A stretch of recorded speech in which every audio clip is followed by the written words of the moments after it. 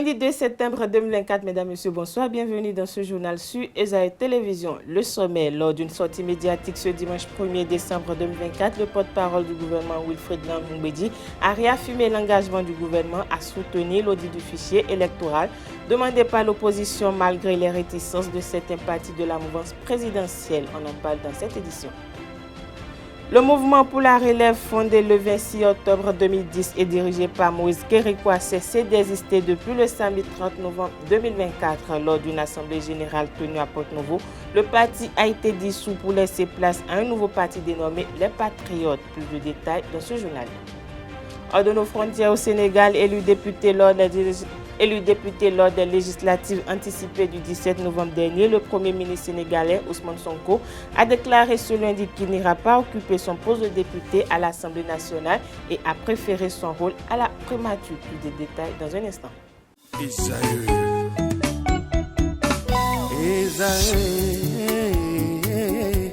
Vous recherchez une école de référence pour une double formation universitaire et professionnelle de qualité? Voici l'opportunité à ne pas rater. L'École supérieure d'administration, d'économie, de journalisme et des métiers de l'audiovisuel ESAE vous offre des programmes d'enseignement en licence et en master orientés vers l'emploi qui font d'elle une référence à travers les filières de l'administration générale et territoriale, l'administration du travail et de la sécurité sociale, droit, diplomatie et relations internationales, administration hospitalière, universitaire et intendance, journalisme et métiers de l'audiovisuel et toutes les filières des sciences de gestion. Une seule adresse, www.esae.bj. Rendez-vous dès maintenant sur nos campus ESAE Bedjromende au numéro 90 93 65 21 ou au numéro 98 98 14 00. Paracourt sur le numéro 52 46 12 12. Aboumé-Calavi au numéro 52 88 44 44. Akpata au numéro 52 88 33 33. ESAE, l'excellence à un nom.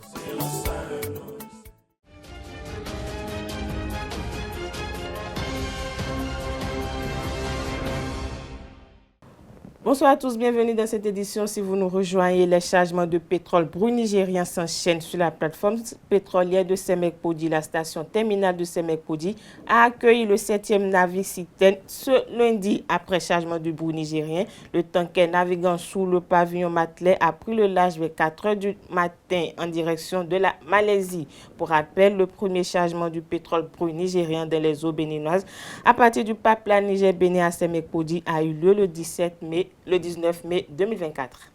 Je l'ai annoncé à l'entame de cette édition lors d'une sortie médiatique ce dimanche 1er décembre 2024. Le porte-parole du gouvernement Wilfried Nankou-Mbedi a réaffirmé l'engagement du gouvernement à soutenir l'audit du fichier électoral demandé par l'opposition malgré les réticences de certains partis de la mouvance présidentielle. Suivons ensemble ces propos au micro de Osea Sounouvou et de Éric Deguenon. Ça n'est pas qu'une profession de foi. La profession de foi est advenue en novembre 2023, lorsqu'à la rencontre avec une délégation d'un des partis d'opposition, la question de l'audit de ce fichier a été évoquée et le chef de l'État a dit « Moi, si c'est ce que vous voulez, j'y adhère ». Et il a dit « Pour que cela soit bien entendu, que c'est vous qui menez votre audit et donc on ne va pas faire grief au gouvernement d'avoir pipé peut-être les jeux. Vous choisissez qui vous voulez comme expert, pourvu que nous ayons la certitude que ce sont des experts et c'est des gens qui ont des états de service. Et pour le reste, on accompagne. Bien, malheureusement, on a attendu 1 an avant d'avoir un retour de nos amis avec une offre pour le processus. Le chef d'État ayant reçu ça a dit, moi j'avais déjà donné mon accord. Je réitère cet accord. Et c'est lui qui a demandé au garde des Sceaux de rencontrer justement le cadre de concertation et de leur signifier formellement son accord et celui du gouvernement qui a été consulté, je le précise, en Conseil des ministres sur la question, pour dire, on est d'accord, maintenant il vous appartient de nous fournir les CV de ceux que vous considérez comme étant les experts en la matière, et puis après ça, nous le reste. Le reste, pour ce qui concerne les débats politiques, parce que ce cas de concertation a proposé, par exemple, qu'il y ait un comité politique autour, absolument, avec des représentants de l'opposition, de la mouvance, de la société civile. Dans les discussions entre partis, les prises de position des uns et des autres, ça, ce n'est pas l'affaire du gouvernement. Nous, on sait que quand ils seront prêts, Ça coûte tant, on a arbitré avec eux, voilà l'argent, faites le processus. Pour qu'à l'arrivée, personne ne puisse dire « Oh, cette liste, elle était mauvaise, c'est pour ça que j'ai perdu les élections. » Quand les gens auront perdu, ils auront perdu à la régulière et nous souhaitons qu'ils en prennent acte. Ce n'est pas les partis politiques, me semble-t-il, de la mouvance qui ont demandé cela. Mais l'idéal, c'est de voir tout le monde autour de la table. Je crois aussi que ça n'est pas indispensable.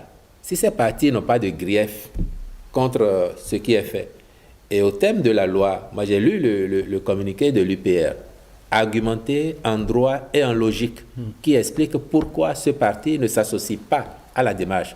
Le fait pour ce parti ou un autre de ne pas s'associer à la démarche n'empêche pas le cadre de concertation de l'opposition de mener son travail.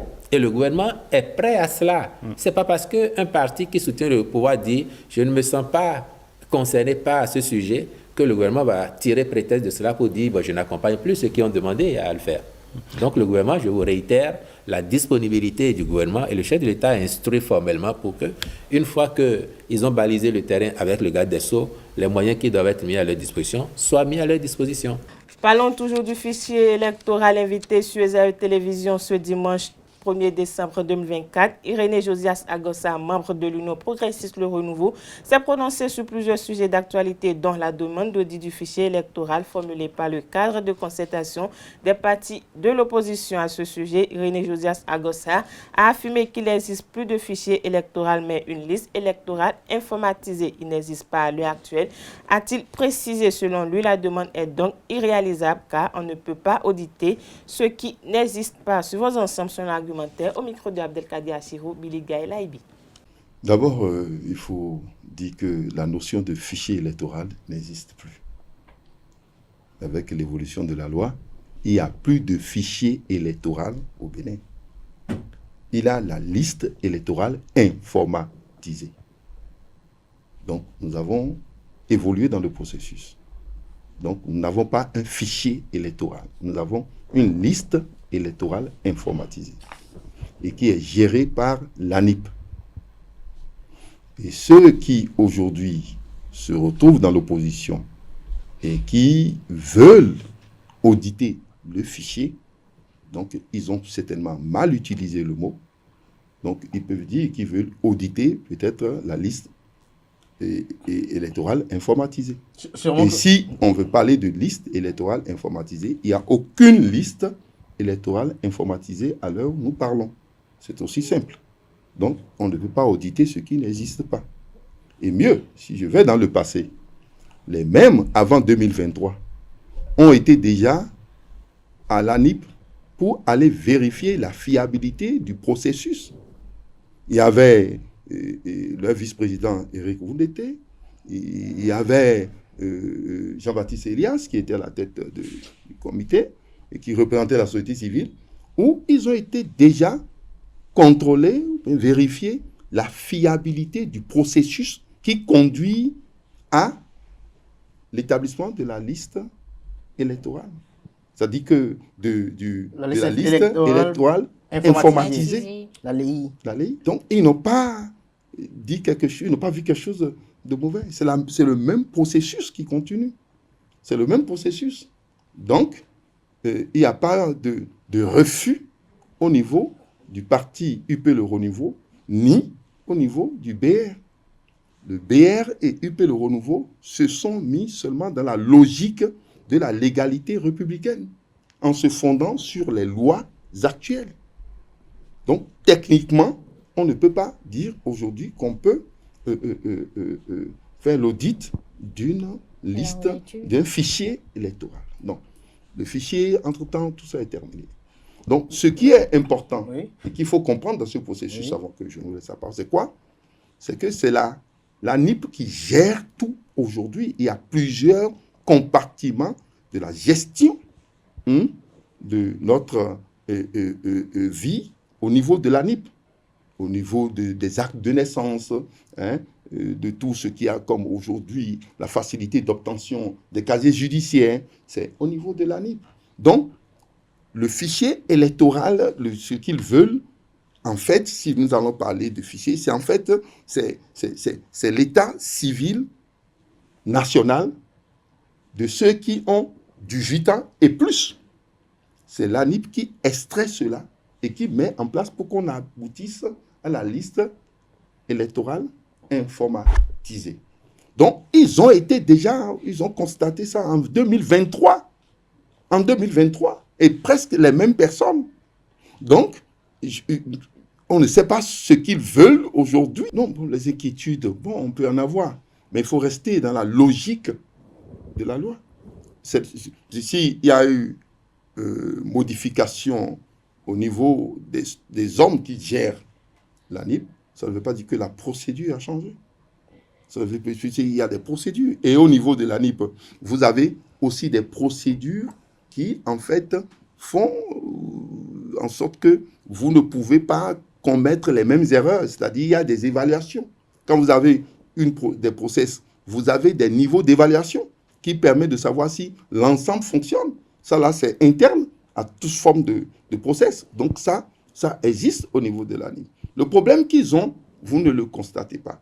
Ils ont un problème lié à ce qu'ils sont en train de penser depuis 2019. Le secrétaire général adjoint du gouvernement Wilfried Ndian-Moumbédi a eu une rencontre d'échange avec les professionnels des médias ce dimanche 1er décembre 2024. Lors de cet entretien, il n'a pas occulté de se prononcer sur les projets de construction en cours, notamment la construction d'une cité financière, un projet phare du programme d'action du gouvernement. On le suit. Mais qui vous dit qu'il faut que ça finisse forcément avant 2026? Non, le gouvernement a fait l'option de ne pas faire d'éléphant blanc. Le Bénin, non, attention. Un éléphant blanc, c'est un projet qui est abandonné, faute de moyens, ou parce que l'entrepreneur a déserté et le chantier, il est abandonné. Un chantier qui se poursuit au-delà d'un mandat, alors même que les moyens étaient mobilisés, personne ne peut le qualifier d'éléphant blanc. Oui, mais si l'initiateur du projet n'est plus là pour assurer la... Non, ça n'en fait pas un éléphant blanc. L'initiateur, il n'est pas là. L'État, c'est une continuité. Et l'État, le Bénin en tout cas, est éternel. Oui ou non? On veut faire une cité. Par contre, ce qui doit vous intéresser, c'est quelle est l'utilité. Justement, pourquoi aller vers la création d'une cité financière? Nous sommes en train de moderniser le pays, ça se constate. Nous modernisons la ville. Les spécialistes parlent de requalification urbaine de nos villes. Et Cotonou, on voit bien comment ça se présente aujourd'hui. Et à l'intérieur, notre approche a consisté aussi à identifier des zones spécialisées. On a une cité sécurité et défense qui est en construction, à côté de la cité ministérielle. On a le quartier culturel et créatif de Cotonou, qui va être vraiment un hub où l'activité créative va prendre corps et s'émanciper. On a cette cité financière qui va se mettre en place aussi, qui est une zone dédiée où vous aurez les sièges des institutions à vocation financière, qu'elles soient nationales ou nationales. Donc, un environnement dédié. Et celui qui va là, il sait que lui, il va pour faire ses courses, ses diligences liées à. C'est un peu ça. Et donc, ça va faire au sein de un écrin dédié à ces questions-là. Et je crois que ça n'est pas si mauvais que ça d'avoir de ces zones à l'intérieur de notre ville. Et ça renforce par ailleurs l'attractivité et la curiosité aussi des gens de savoir qu'on peut avoir sur le continent une ville aussi bien organisée où les secteurs sont délimités et que ça fonctionne normalement. Le Lions Club Cotonou Fraternité District 403-4 a procédé à la cérémonie d'intronisation de 7 nouveaux membres. C'était le samedi 30 novembre 2024 à Godomé. Le reportage avec Quentin Amoussou, Alessandre Honwi. 7 nouveaux membres viennent de rejoindre le Lions Club Cotonou Fraternité District 403-4 ce samedi 30 novembre 2024. En seulement 2 années d'existence, le club compte en son sein de nouveaux adhérents. Une fierté pour le club et son président, Clément Adéoti Adéchion. Cette possibilité davantage de servir la communauté, de servir les couches les plus démunies, de servir la veuve et l'orphelin, de nous rendre disponibles pour voler au secours de ceux qui ont besoin de nous. Et avec cette brasse valide supplémentaire, on ne peut être que joyeux, ça ne peut être que très réjouissant pour nous. Et je crois quand même que c'est ce qu'il faut retenir de la cérémonie de ce soir d'abord, essentiellement. Et non seulement on a la certitude de la qualité, mais on a la conviction que ceux qui nous ont rejoints l'ont fait parce qu'ils ont quelque chose à apporter. Alors, je ne peux pas douter de leur qualité pour des personnes qui sont venues volontairement, qui ont choisi d'être lions et qui savent ce qui nous attend, le combat qui est le nôtre que nous devons mener sur le terrain. Les nouveaux lions, contents de leur intronisation, mesurent déjà l'importance de leur mission et s'engagent à mieux servir les intérêts du club. C'est une chance pour nous d'être intronisés lions. Nous aimons le service. Je suis moi-même déjà un activiste en matière de service. Et j'ai retrouvé des amis, des frères qui le font aussi si bien. Et je me suis dit, pourquoi ne pas me joindre à eux et dans un lien de fraternité qu'on puisse mieux faire pour aider nos semblables. La cérémonie d'intronisation s'est vraiment très bien passée. Je suis vraiment très heureuse et très impressionnée par l'organisation qui a été mise en place autour, par l'accueil que nous avons reçu des nombreux amis du Lions Club Cotonou Fraternité. Et très heureuse d'intégrer enfin de façon officielle la grande famille du Lions.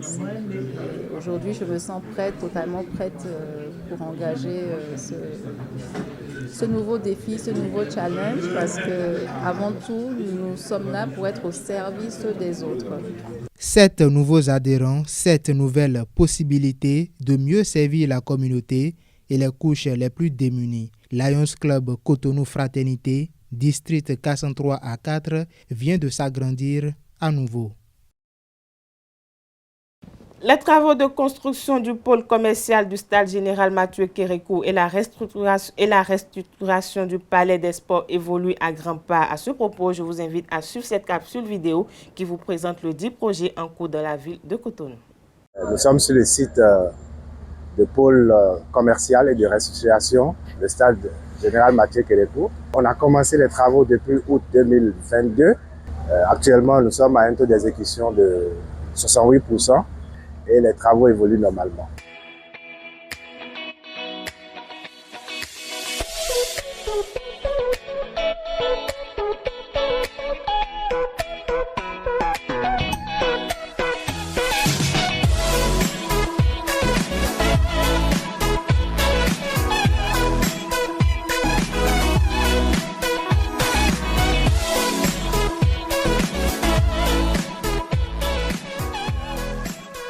Il y a de cela pratiquement un an, on a démarré ces travaux. La consistance des travaux, c'est bien sûr la construction d'un pôle commercial qui devra abriter des espaces de vente. Bien sûr aussi des locaux techniques, des espaces administratifs. Mais qu'est-ce qui rentre dans ces espaces de vente? C'est que nous avons deux types. Le premier type, ce sont des étals. Le deuxième type, nous avons des boutiques. Les étals sont d'une superficie d'environ de 5 mètres carrés environ. Les boutiques, nous en avons deux. Nous avons la majorité des boutiques qui sont déjà environ 250, qui ont une surface de 12 à 15 mètres carrés. Et nous avons des boutiques un peu plus grandes qui sont beaucoup plus situées au niveau de la façade principale du bâtiment. Après, pour accompagner ces espaces commerciaux, nous avons des petits restaurants qui donnent sur un parc urbain où nous avons des aires de jeu, des espaces verts. Et nous avons aussi de grands restaurants. Il faut aussi noter que le bâtiment est divisé en 4 quartiers qui, suivant la volonté du maître d'ouvrage, est d'abriter 4 types de produits nobles, la maroquinerie, la bijouterie, la cosmétique et le textile. Et dans chacun des quartiers, nous avons bien sûr les étals et les restaurants et les boutiques que nous avons. En tout et pour tout, nous avons environ 1000 étals, qui sont des petits espaces de vente, qui sont couverts par une toiture shed, toiture métallique un peu à l'instar des autres marchés que nous avons, les autres 9 marchés humains qui ont déjà été réalisés. Et les boutiques, nous en avons environ 300. Et après, nous avons 70 restaurants, donc ce qui porte un total de 1500 espaces à mettre à disposition des preneurs qui pourront s'acquérir de ces espaces à la fin du projet.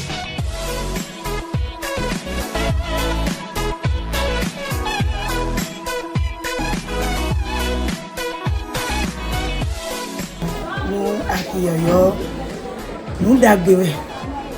Bon, peut-être des bouts de bois, mais là, nous d'agbe. Bon, nous d'enni, nous n'émettons vivre, tant nous mettons wendotri. Mi yigbe, nous de Togambio mion, mi yigbe. Bon, mi na gosi fi bona iton. Mi ebe mi me bisi fi, bon me bi mo teme iton. Akiona jebo, azo de Toganwa, beo binamo. Olivino mi tam, me po mini. Ene mi me po na mon sisa. Togan ro dagbe wa be. Nu ete to azento wa be. Ero azento wa tam. C'est venu à point nommé, ça donne la joie au cœur de nous les usagers. Parce que ici, il y avait des incendies et ce n'était pas trop salubre. Maintenant que les nouveaux marchés qui répondent aux normes internationales sont là, c'est de la joie. Et je crois que nous sommes très contents de ces joyaux que le président nous a offert.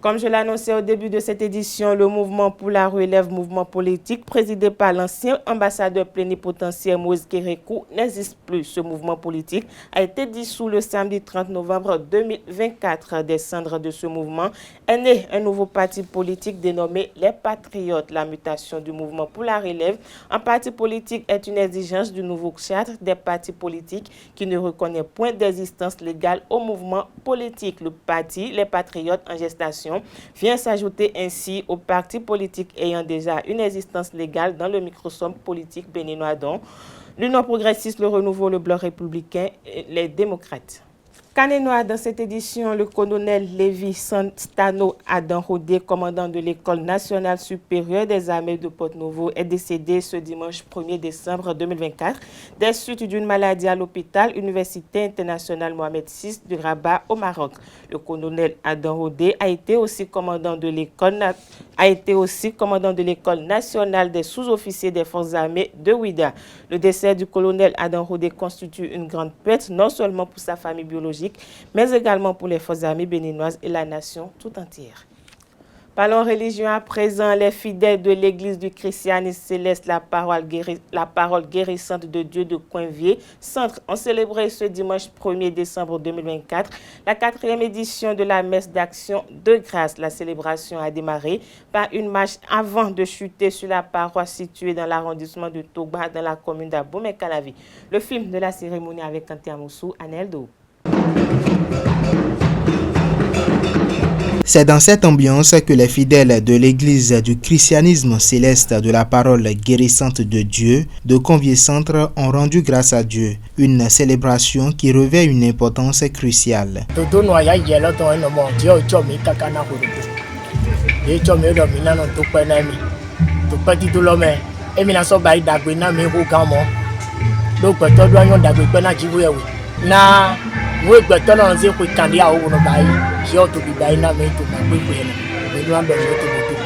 Pour cette 4e édition, l'évangile du vénérable suprême évangéliste Luc Agbaossi rappelle les fidèles chrétiens au respect des recommandations de Dieu.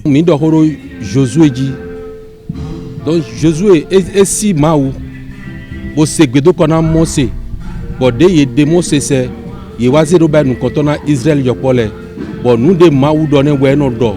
Et nous mi kún agun ni Yesu se to na agun osho fatan Dieu na kan eje pagbe o lo ton me bo ye mana bo ayro. Fidèles chrétiens, invités et parrains d'événements se réjouissent de cette célébration. Ola bibi bo diato paisiblement, librement, sans rien gêner. Les pays normal. Bonne maison file bo jeti. Boamo ah non, agun wiwe.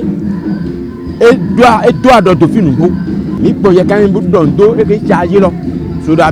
l'abondance que nous attendons, c'est-à-dire l'abondance dans la foi, abondance dans la paix. En espérant jouir des fruits de cette messe d'action de grâce, les fidèles se donnent rendez-vous pour la prochaine édition.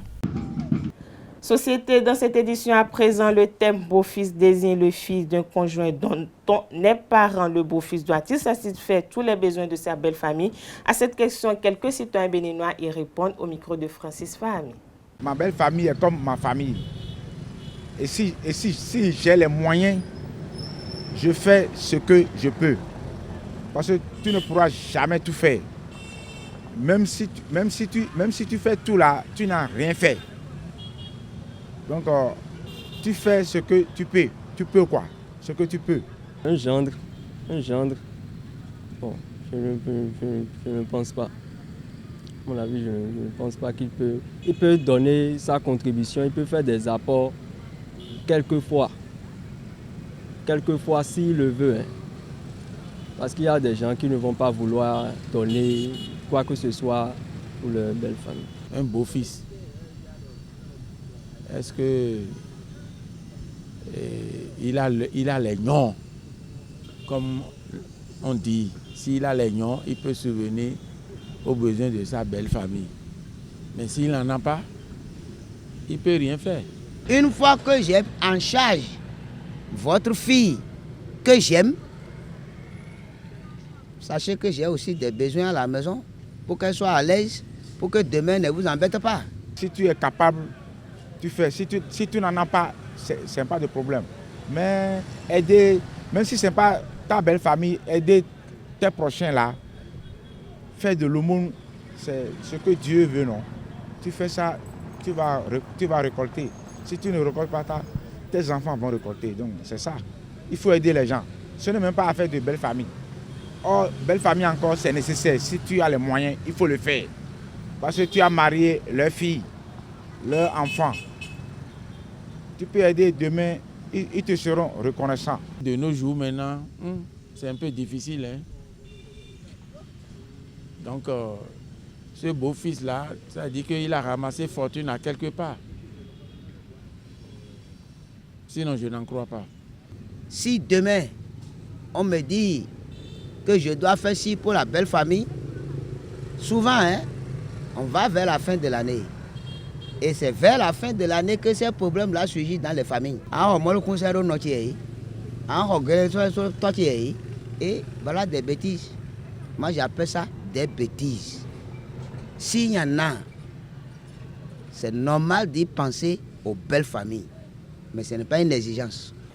L'actualité hors de nos frontières, ce lundi 2 décembre 2024, jour de l'installation des députés de la 15e législature au Sénégal, Ousmane Sonko a officialisé son choix en déposant sa lettre de démission à l'Assemblée nationale. Le leader de PASTEF, vainqueur des législatives anticipées du 17 novembre avec une majorité écrasante de 136 sur 165, a décidé de rester au poste de Premier ministre, mettant ainsi un terme aux spéculations sur une éventuelle présidence du Parlement. Je cite: « Je reste à la primature et souhaite un bon mandat à tous les députés », a-t-il déclaré. Ce choix stratégique est salué par ses partisans convaincus que sa présence à la tête du gouvernement est essentielle pour concrétiser le projet de transformation systémique, la feuille de route de PASTEF.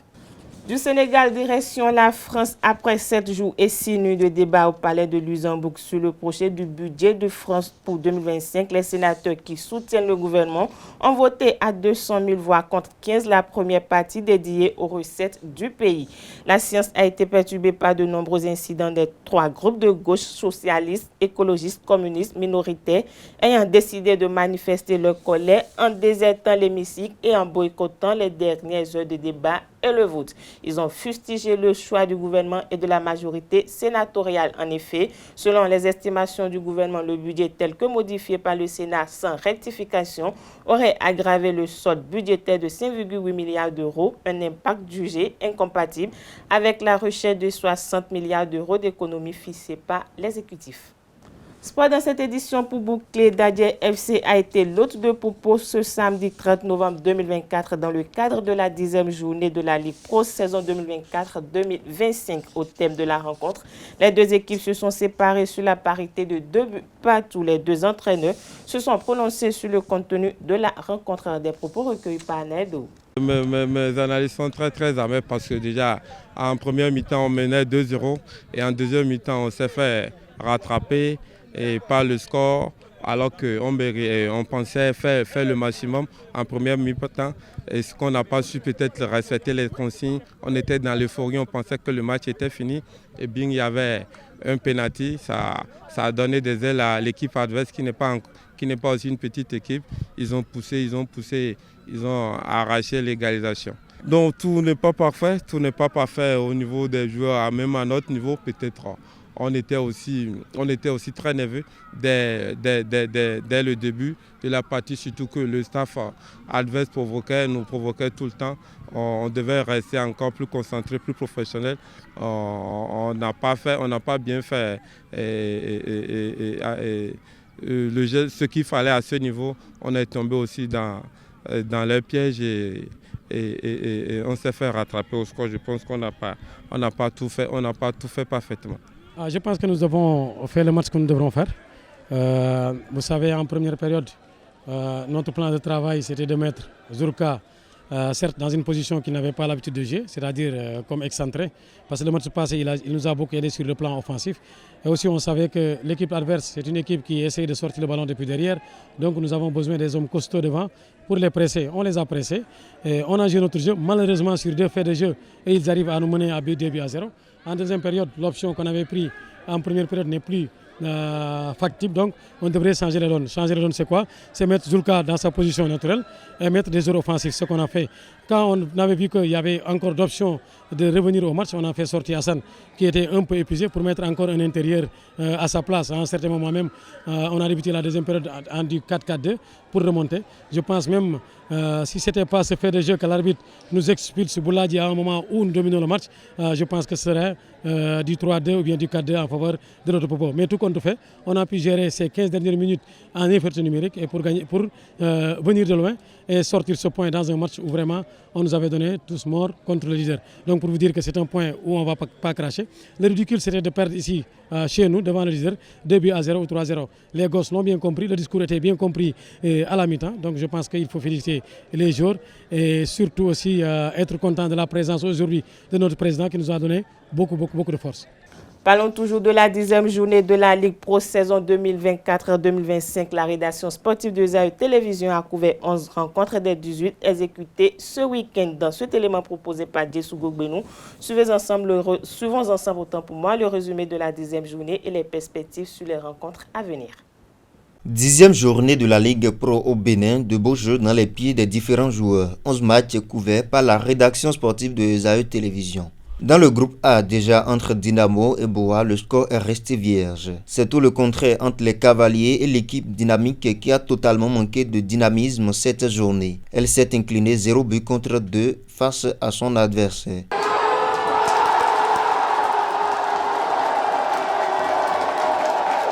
Les Panthères qui dévorent l'équipe de Savalo sur un score de 2 buts contre 1. L'espoir est toujours permis à en croire la prestation des Savalois qui portent désormais une lourde responsabilité.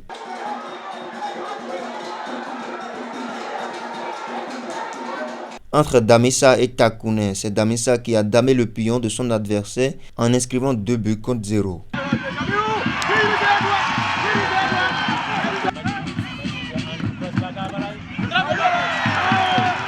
Beke coupe l'échine face à Dynamo d'Abomey qui a pu s'imposer 1 but contre 0 dans une rencontre de forte sensation.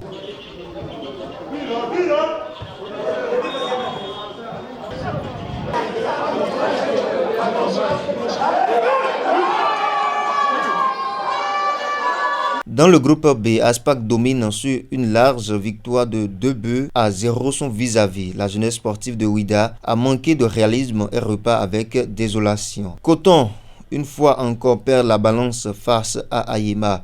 Oui, 2 buts contre 1. C'est le score qui a sanctionné la rencontre le plus gradé de la Ligue professionnelle au Bénin, très déséquilibré cette saison.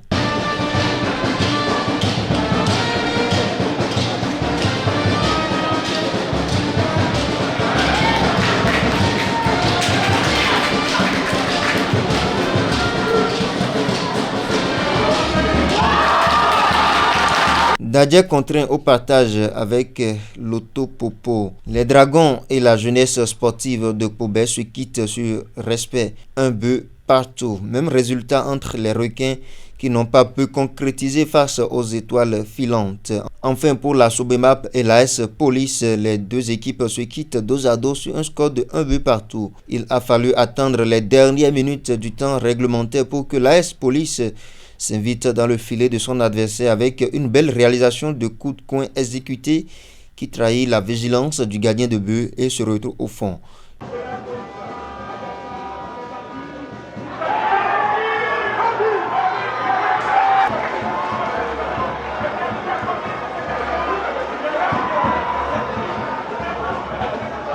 Quatre minutes plus tard, alors que le temps additionnel coulait à flot, la Sobemap vient créer la surprise. À 1 minute du coup de sifflet final, les Verts reviennent au score et créent de l'émotion et de la tristesse.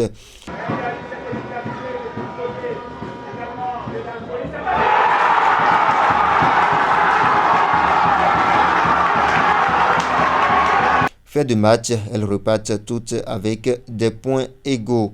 Dans les autres rencontres, Abeille joue le nul face à Buffle. Les Audio Boys également face à Real Sport, 0 but partout. Asvo s'impose 3 buts à 0 face au Cotonois. Jack fait 2 buts face à Aziza. Nul et vierge entre Bané Gansé et AS Tonnerre. Même résultat entre USS Krake et Sitatunga.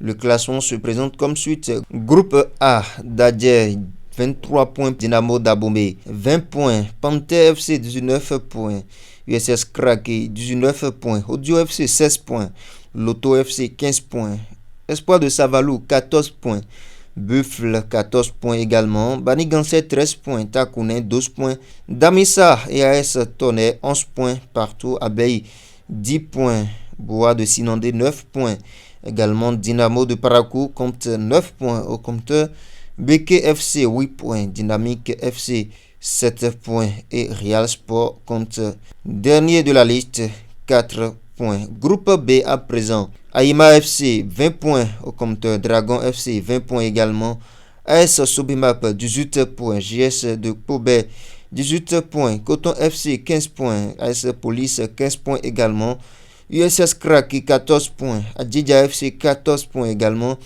Avrancourt Omnisport 14 points, JS de Ouida 14 points, Asvo 13 points, Aspac 11 points, Aziza FC 10 points, AS Cotonou 10 points également, Sitatunga 10 points, Jeunesse Athlétique de Kétou 10 points, Requin 7 points et Étoile Filante 6 points au compteur. Voilà amoureux du Curon, la quintessence. Voilà, c'est ainsi que prend fin cette édition. Merci de l'avoir suivi. Agréable soirée à tout chacun.